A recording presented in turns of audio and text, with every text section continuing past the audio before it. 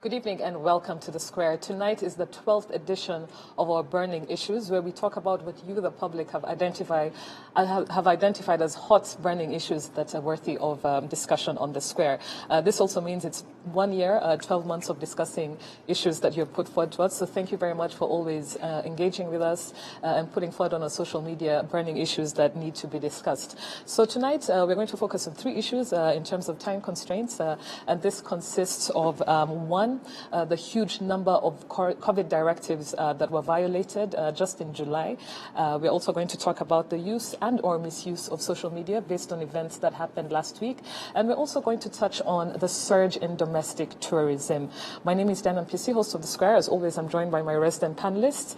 And I'll start with you, Charles, all the way from Musanze in the last 2-3 hours. Great to have you on the show, as always. So, Dan, how are you? Good. Good. Also resident panelist on The Square, Brennan Amata. Great to have you on the show as always. Before we kick off, we just wanted to touch on our social media channels based on the feedback that we've gotten since we announced the issues that we're going to be talking about tonight. And if we can just go to the screens, our first comments are from Fahima Milenge. And Fahima talks about the first issue that is to do with the COVID directive violations that have been happening. And if you can please have that on our screens. And she says that about COVID, she says that the thing is when you chat with different people about COVID-19, you'll realize that many are not afraid of the disease or don't believe they can be easily contaminated, hence the need for intensified mass sensitization. Fortunately, the sensitization is being scaled up. When we talk about the use and misuse of social media, Fahima says that when we say that the 4 girls misuse social media, remember that the word misused is relative. All kinds of people with different cultures and conceptions of what is appropriate use social media and therefore are influenced by social media. She goes on to say that as a socially conservative mother of a teenage girl, I denounce such practices, but I would not lobby for those 4 girls to be imprisoned. She says that if young girls for any reason whatsoever feel the urge or the right to exhibit their nudity, believe me, they will find a way to do so. And she concludes by saying, I believe it's more sustainable. Let's not forget that young people are naturally prone to rebellion, to engage them in a continuous open debate. And she goes on to say about this debate on social media misuse that RIB, the Rwanda Investigative Bureau, could, through their PR or Information and Communication Department, organize continuous sessions and on TV and social media involving young people from all walks of life, including popular artists and influencers, to engage their fellow youth in this debate. Such a debate would be fruitful if it were widely broadcast or streamed on radio, TV, and social media. Thank you very much. Comments from Fahima. Berna, you're shaking your head. You don't agree. No, I don't agree with that. But we'll get to that. Anyway, this is just this is just to show you this is some of the topics that we're going to talk about tonight, but I'd like us to kick off by the huge numbers that were released by the Ministry of Local Government that showed that policy directives that have been put in place to flatten the COVID-19 curve were violated. And if you can allow me to just read some numbers. So data shows that 73,312 people countrywide were punished between July 17th to July 31st. This is just in less than a month after found disobeying these COVID-19 directives. And of this, a total of 23,401 people went past curfew. And over 2,000 people were arrested in Kigali just last week, Friday. So big numbers, big violations going on regarding the COVID-19 directives. And my question to you, Charles and Berna, and also to viewers who we'll hear from later on, having read social media, is that what is your opinion on why these directives are increasing despite the mass sensitization, the mass campaigns that have been happening around these directives that are being put in place to protect people and manage the pandemic? What do you think are the reasons for this, and what do you think it will take for people to respect these directives? Charles, I'll start with you. Just like you, I think I also stumbled across some numbers that that mesmerized me, and as a businessman, it caught my eye. Mm-hmm. 1,687 bars, and my source is RBA. Mm-hmm. 1,687 bars have been closed. including two places I like to go to that I haven't been to yet since COVID. One is Inga, another one is Landmark. Iwachu 250.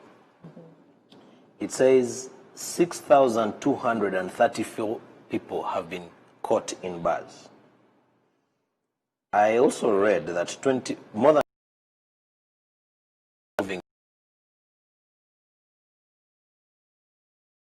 2,000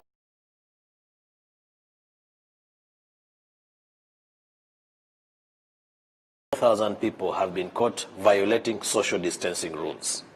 Now,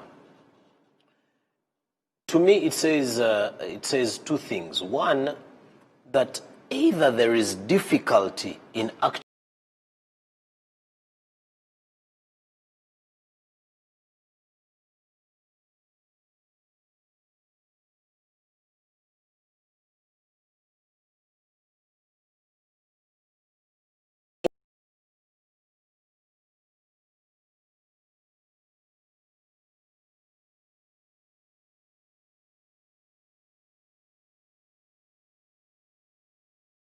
think it is easier said than done. But the bigger point really is around how it is easier said than done versus survival. Mm-hmm. The reason, and I want to believe that the reason why it is easier to catch people violating the regulations is because people have to go about their day-to-day lives.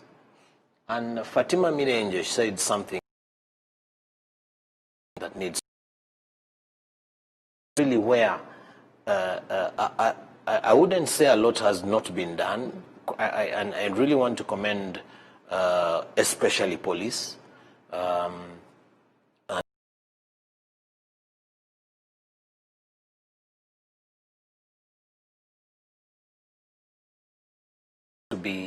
To be heard of communicating some of these social distancing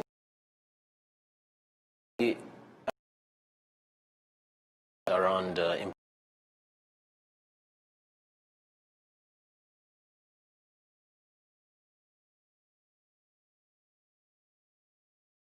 pick your driver's license and so on and so forth. So a friend of mine is driving with his wife the other day, and she pulls down the mask to have a sip of her coffee or water or juice or whatever she had in her car. And the guy was fined. Did he violate the rules as far as the traffic police officer was concerned? Probably yes. Could she have taken her juice, assuming she's a breastfeeding mother who needed to take porridge from her mug with a mask?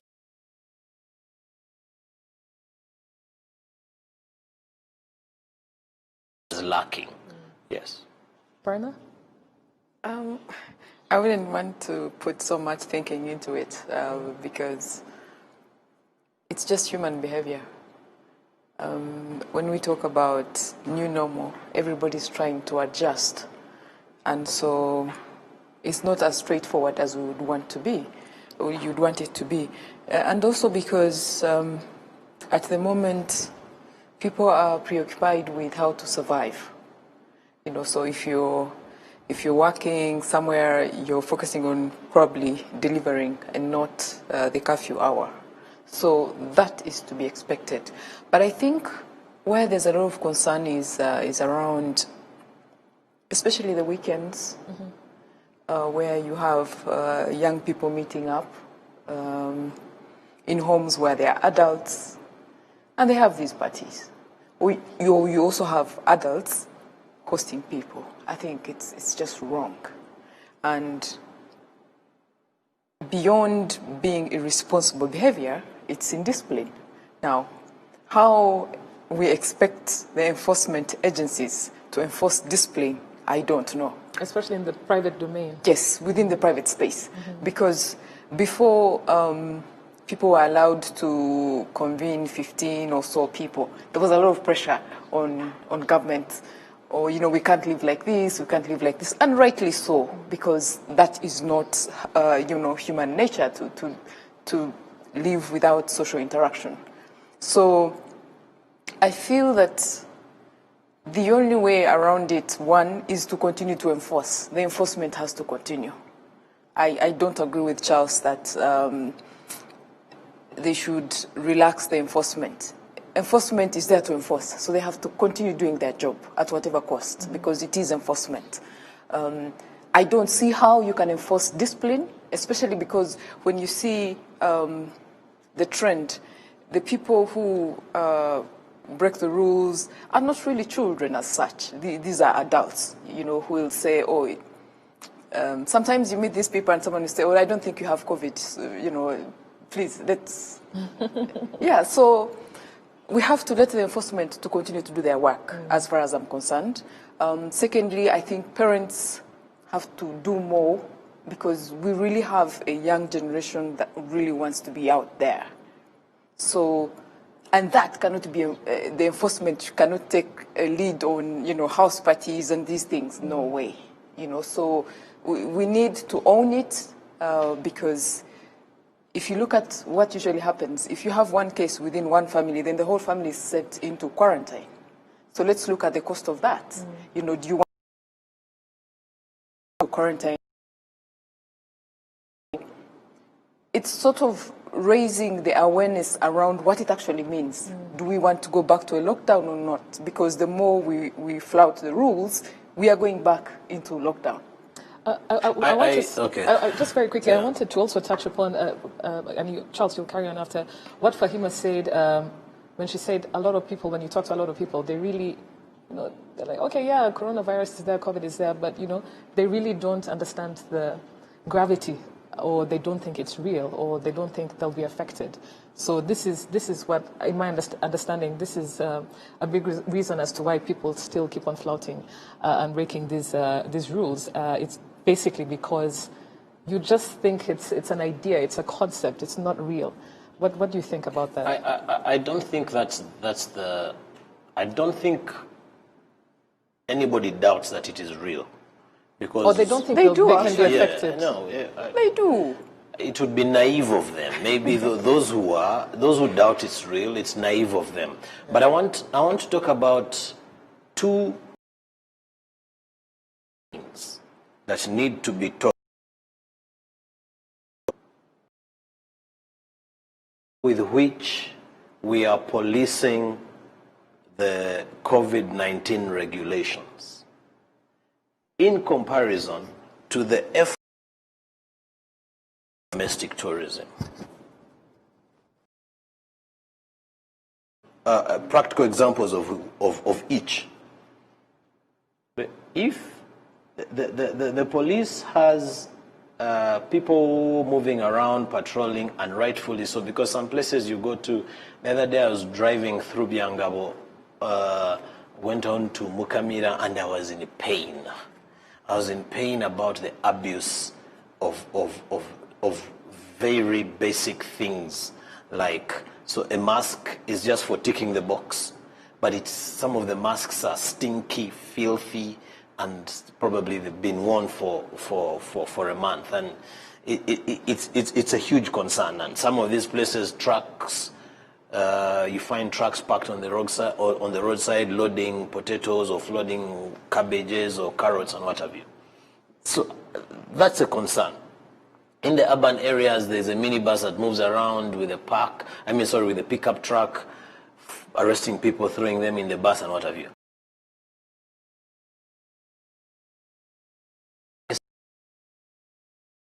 Before us decide to go to Nyungwe and spend the night at One and Only,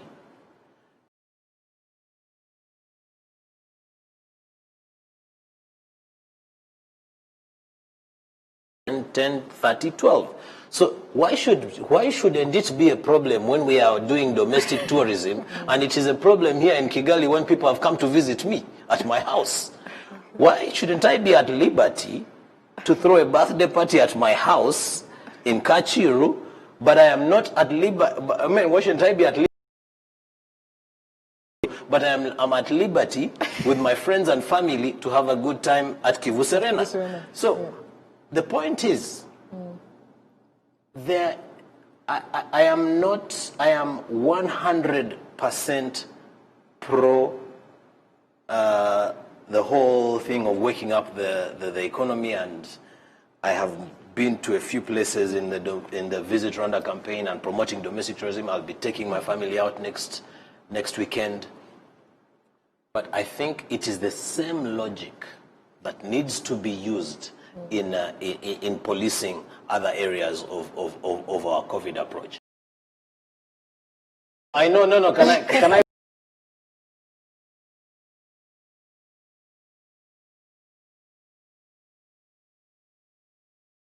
Sanitization. Yes. If you wake up in the morning and police say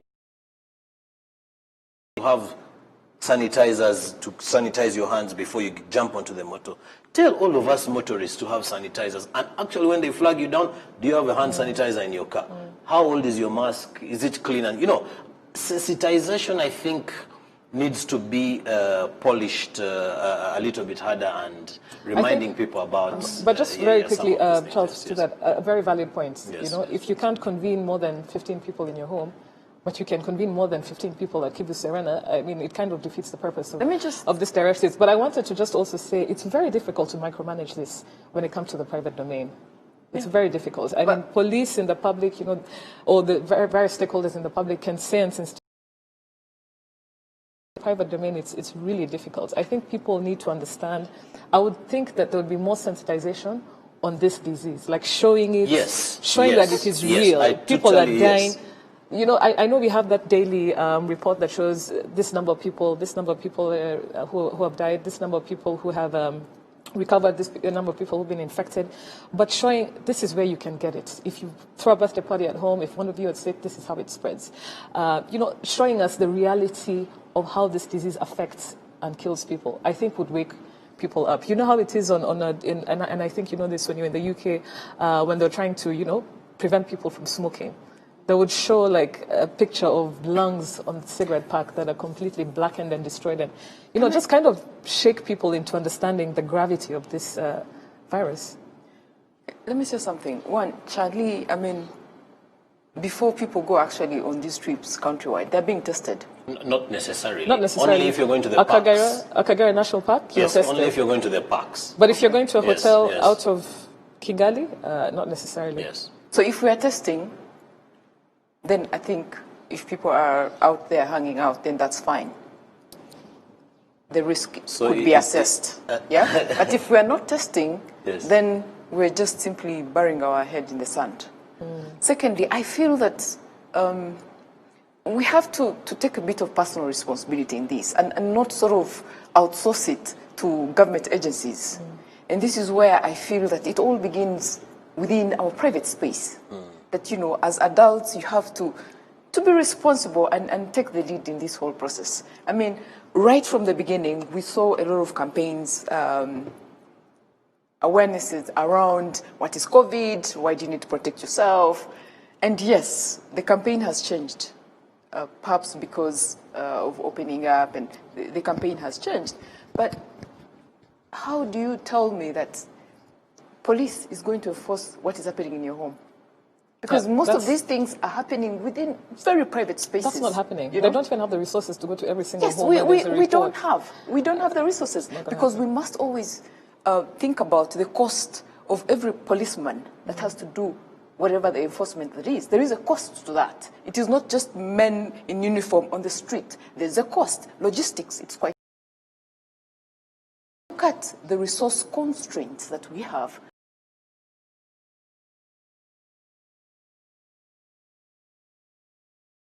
There has to be incentives around enforcement. If you can't abide and you have the money, you pay the money for enforcement. There's nowhere to stop you and force you to do things. Then you better pay them. Can you just break that down? When you say that I'm stopped by the police and my mask is not on, I obviously... Yes, you see, you're fined, and also the inconvenience of the police. Oh, so in addition to being fined, Yes, we should also yes, be fined extra for inconvenience.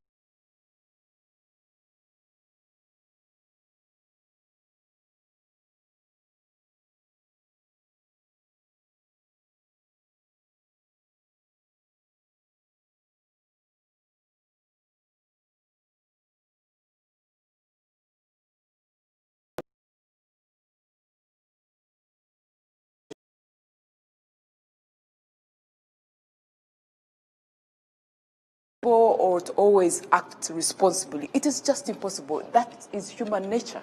Yeah. Charles, what do you have to say to that before? I have, okay, it hasn't happened to me in a while, but I've concurred with Bana on quite a number of the things she has said. Yeah. I just want to say one thing. I don't want to be in the shoes of police in as far as this is concerned, because they're doing an extremely difficult job in terms of policing COVID, let me put it that way. I also do not want to be in the shoes of RRA or RDB or whoever it is, because it's extremely important that the economy wakes up, and we are happy that we're able to spend, and so these businesses are able to survive, and it's extremely important. I think that has to continue as much as possible. My call is really around striking a balance. Striking a balance between understanding that the economy must move on and not being not sending mixed messages to the people. And also, yes, to add on what you said, yes. some sort of institutional coordination in managing the pandemic. When you talked about tourism and convening in out of Kigali, let's say domestic tourism, as well as the directives that are being put in place to not convene people in your private homes. I think there's no silver bullet, obviously, but thank you for your very valid points. I'd like us to move to the next burning issue, and this is to do with social media. So use and or misuse of social media. Now, we know, and we've had this conversation on the square before, Berna and Charles. I think you remember last year, was it the year before, there was a young lady who posted her art. She posted some pictures online. She considered it art. Other people didn't. Law enforcement agencies were called upon. So this year, last week, we had 4 young ladies between the ages of 18 and 27 who were paraded to the media by the Rwanda Investigative Bureau because they actually, they contravened the law on public decency, and they allegedly posted pornographic material online. Now, the question here to our viewers, as well as the resident panelists, is, where does one draw the line between the law and social media use, especially when we have young people who are the biggest users of these platforms vis-a-vis, the whole landscape of Rwandan moral values, the law itself, as well as trends, popular global trends in social media. It's not an easy question I'm asking, but this is an opinion-centered show. So, how do young people, how do we navigate this landscape when it comes to social media in Rwanda? Brenna, I'll start with you. Oh God, I was hoping Charles. Or do you want me to start with Charles? No, I mean it's one of those things that you wonder. Of course, again, we are talking about enforcement agencies. They've had probably the busiest time because there's so much happening. So much. Yeah. But I feel that when it comes to social media, to the extent that we have no control over these social media engines, we have to be very clever about where we deploy our resources. And why do I say that? One, social media by its nature is very private. So if I post something, you will find it on my page. Okay. So what are you doing on my page? It's a choice that you have to make.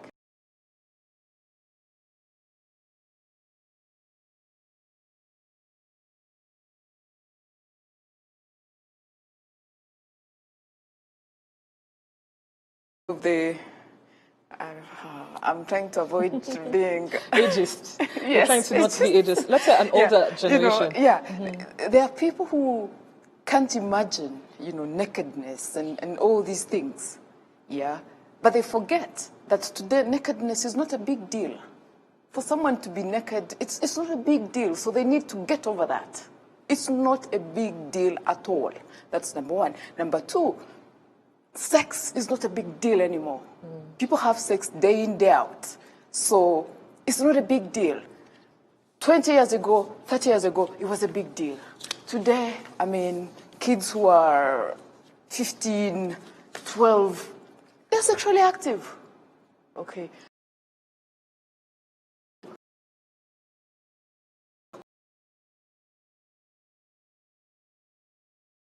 Of weeks, even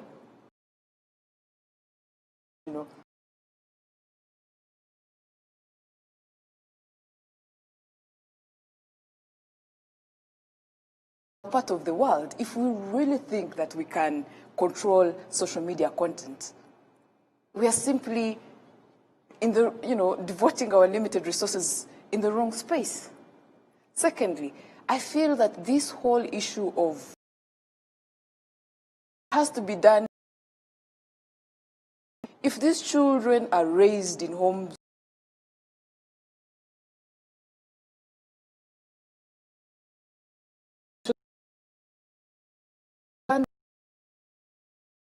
someone is 15, 18, 20, what are you going to do with them? Because you have no idea where they've grown up or the setting. You completely have no idea. But what so sometimes for me, I feel like the enforcement agencies are just trying to send a message that, we are doing something, this is wrong.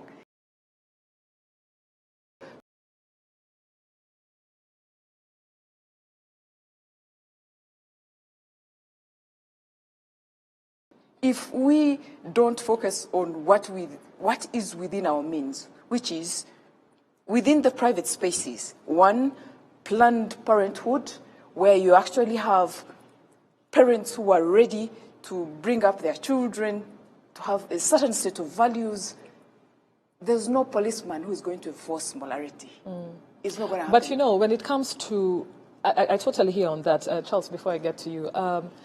But the question here is that I feel like what, in terms of this whole social media, and there's a code, there's a law. There's a law on cybercrime, there's a law on publishing pornographic material online in this country. There's a law, and there is breaking the law. There are consequences that have to be met.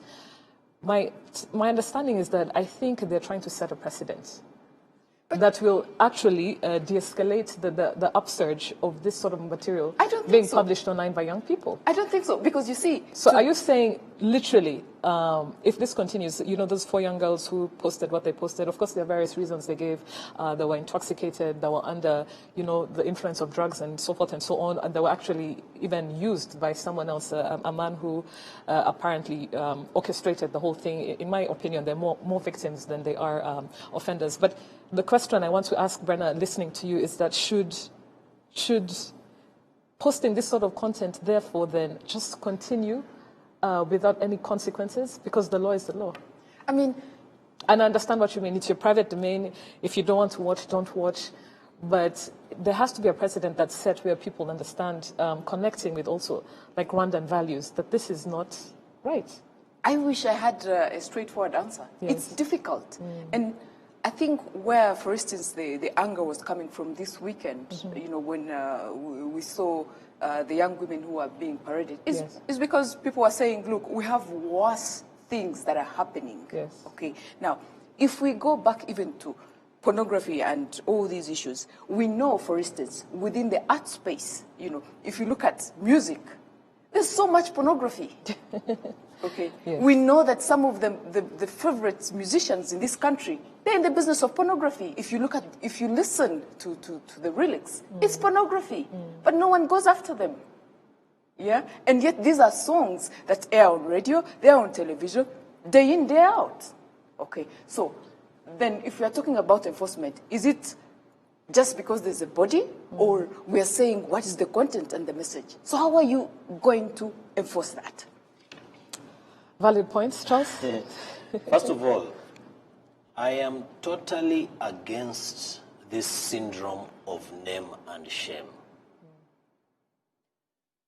At the slightest provocation, they will parade suspects and call all the media to show people, and I think there's a template somewhere, and that's it. You know, I have a very big problem with name and shame and parading suspects. Somebody is driving their car, they are stuck in the traffic jam, 9:15, they spend the whole night at the stadium, and then EGA and everyone else is there to take pictures of them.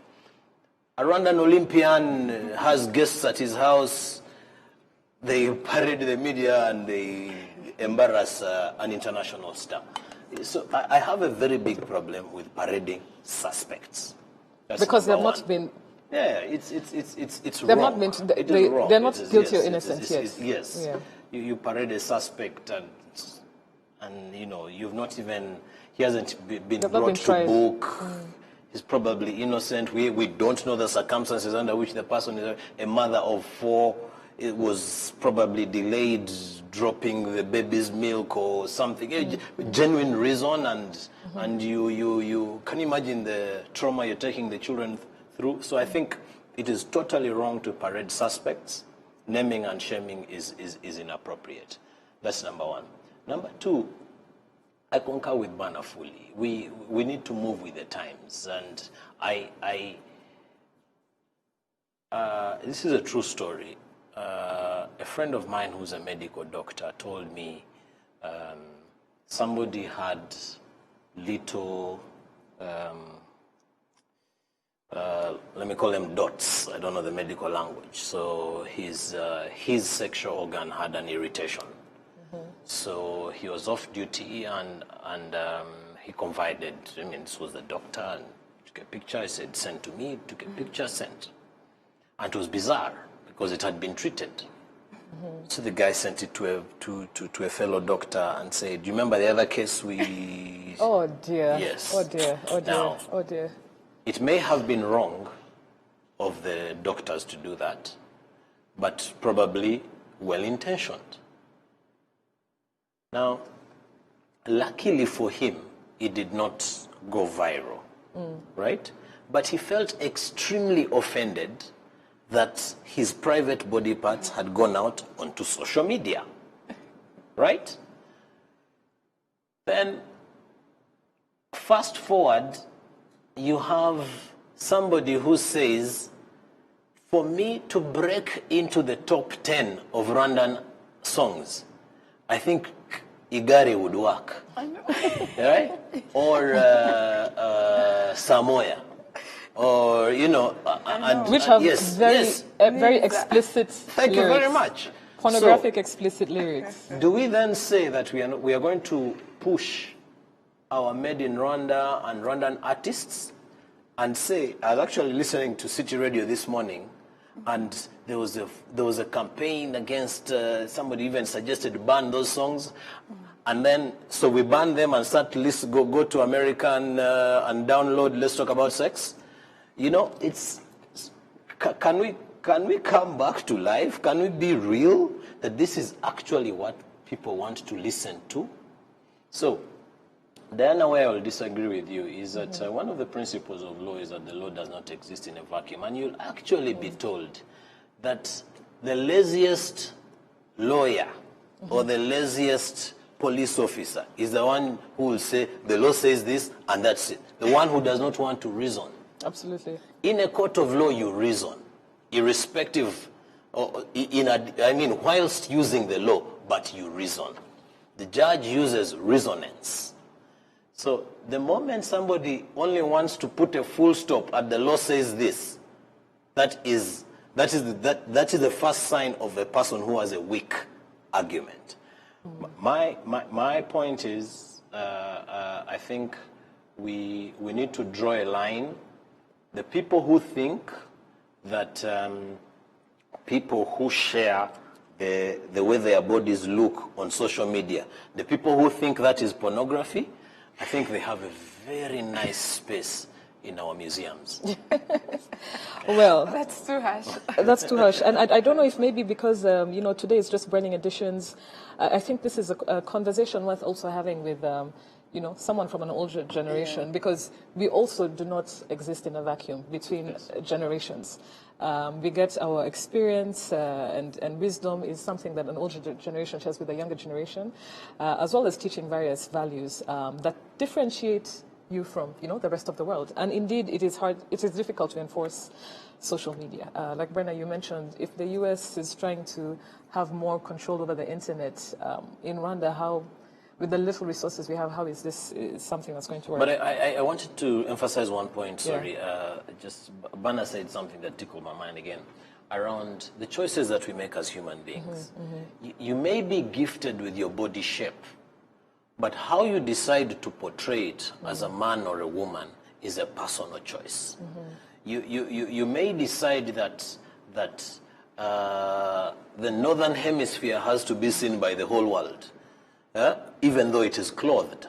You may decide that the southern hemisphere has to be imagely portrayed and seen by everybody, even though it is covered. It is a personal choice. And irrespective of what the lawmaker writes, that personal decision will be made on whether to show people what they want to see or what they do not want to see. That's the point I want to. So it's even if you put in all these kind of, I will make up my mind and dress the way I want to dress as a hot girl, and you will do nothing to me. Yes. Yes. Okay, we're going to read a couple of tweets that we've gotten on these particular two topics that we've discussed. Very interesting tweets that we're getting. The first tweet is from Frank Pigenza. Frank says that if our law enforcement was as swift as was the case during the recent nude outburst or nabbing COVID-19 rules offenders, teenage pregnancy, child rape, and the explosive Auditor General reports would be a thing of the past. Do you want to mention on that very quickly before we go to the next tweet? So he's saying the swiftness with which our law enforcement tackled these nudity issues, if the same was applied to corruption and defilers. Double standards, yes, basically. And I think we talked about the double standards of policing some of these things. I concur with Frank. Well, we have another tweet. This is from Edmund Kadire. And Edmund, if we can just have his tweet on our screen, says that Charles Harbour raises a pertinent point, but we have not had any incidents since tourism reopened, then probably they're doing it right. On the masks, the government must do something. Some have been putting on a single surgical mask since day one. Yes. Yeah, But I mean, you're just ticking a box. Yeah. It's like these things of writing names when in public places. How do you know it's my name? But also, in fact, if you look at most of the restaurants and coffee shops, there are few that actually have proper washing stations. Most of them, sometimes there's no water or there's no soap. Let's just go to the last tweet before we enter the third topic for tonight. And this tweet is from Rwanda Iwachu.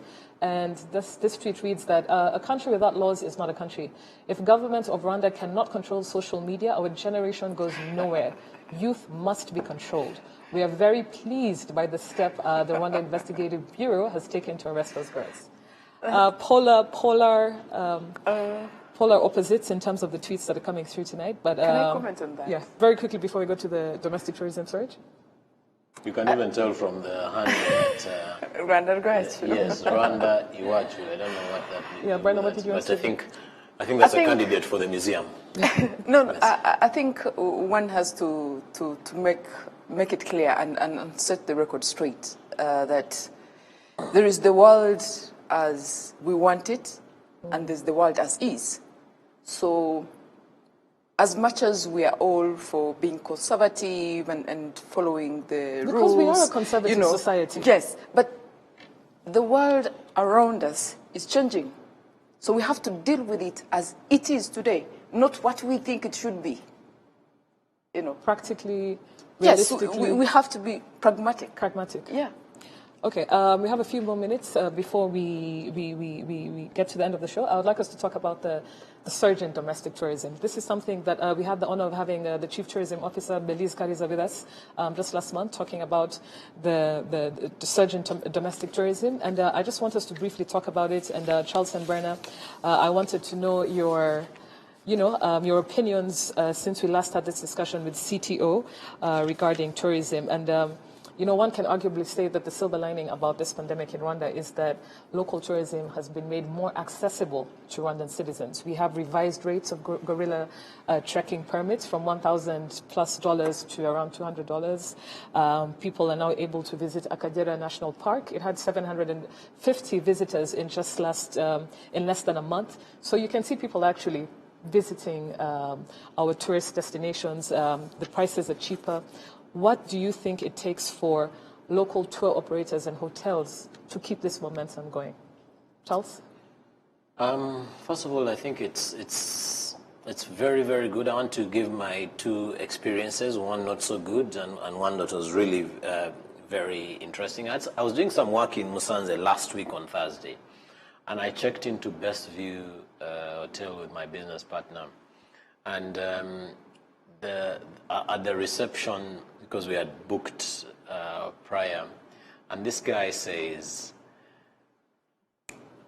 of course, I'm sure he meant it in a light way. He says, "Murakaza neza wazungu bacu," and he calls us by our Kinyarwanda names.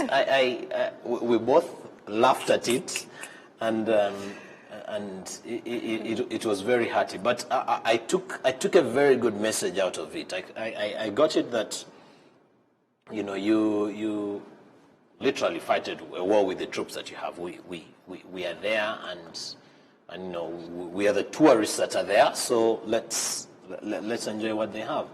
The second is not a very good experience. Again, in Musanze today, I had an extremely bad experience at one of the hotels. I think I even tweeted about it. I'm happy not to rub it in. Appalling service, yes, appalling service. And when I tried to go on Twitter to complain or to DM them, I saw their activity was absent. I tried to get the manager, I couldn't get him, so I went to the world. So I think we are not ready. By and large, there are certain areas that need to be improved.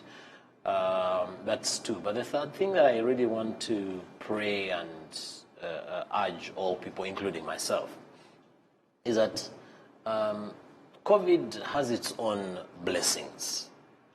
It's opened up this opportunity for us to love our country more.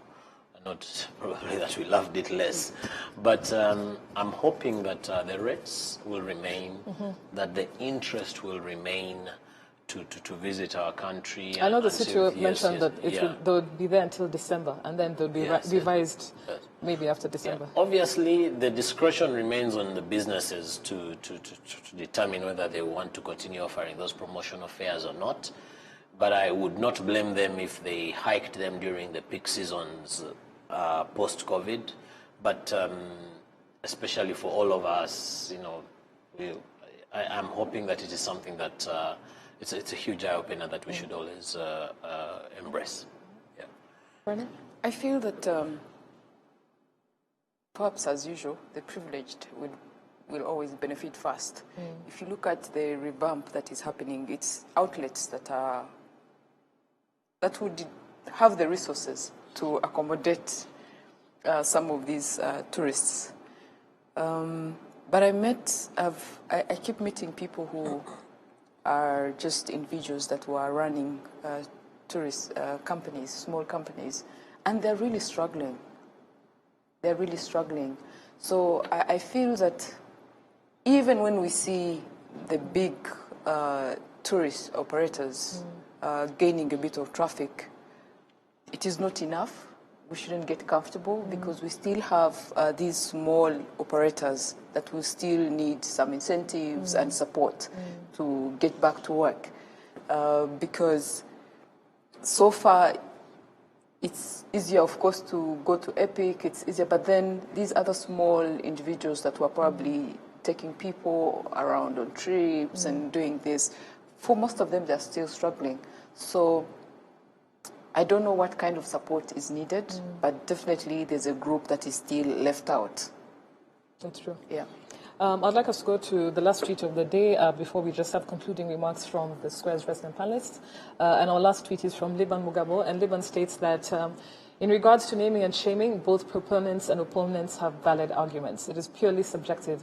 There is no right or wrong answer. And this, I guess, is Absolutely. to both your points, Charlie and Brenna. Closing remarks, we have 10 minutes. With regards to the three meaty subjects that we've discussed tonight, you know, the COVID directive violations, social media use and misuse, those two main topics, if we can have closing remarks from you, Charles and Brenna. And now, briefly as you can, Charles. I think people have to style up. Yeah, people have to style up, whether it's law enforcement, whether it's RIB, whether it is even the artists themselves, whether it's even us, the consumers of the media content. If we see, if we enjoy, I enjoy Bruce Melody's music so much. I love Samoa like a problem. We have to style up. Those are the times. We are living in different times. Let's embrace change. That's my message. Yes. And on the COVID directives that are being violated? Again, let's style up. Let's style up. Okay. Brenna, closing remarks? Actually, Bruce Melody can do better. I think his innovation is good, but he can, you know. You need to listen to a lot more of his music. He could use that's why he's a bit popular. of more. That's why he's popular.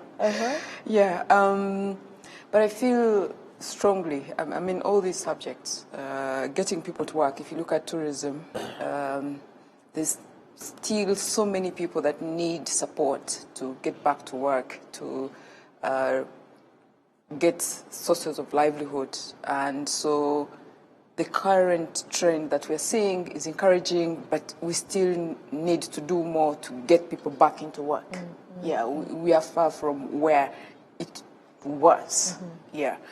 Secondly, I feel that we have to be more responsible as individuals.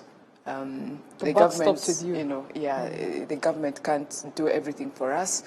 But perhaps what the government can do is to raise the awareness around the need to be responsible. The campaigns have to continue, and they also have to raise the cost for enforcement. Yeah. Punitive measures. Yep. I think that's the only way we'll actually wake up to the enormity of this pandemic. I agree with you, Brenna and Charles. I think we need to look inward. The responsibility starts with us. I would not want to expose myself to the virus. That means all my friends, my family, you know, going under quarantine, as Brenna said, being unproductive for, you know, however long the quarantine lasts. Or we're just thinking about quarantine, but actually even getting sick. Yeah. The cost of it is something that we really need to think about.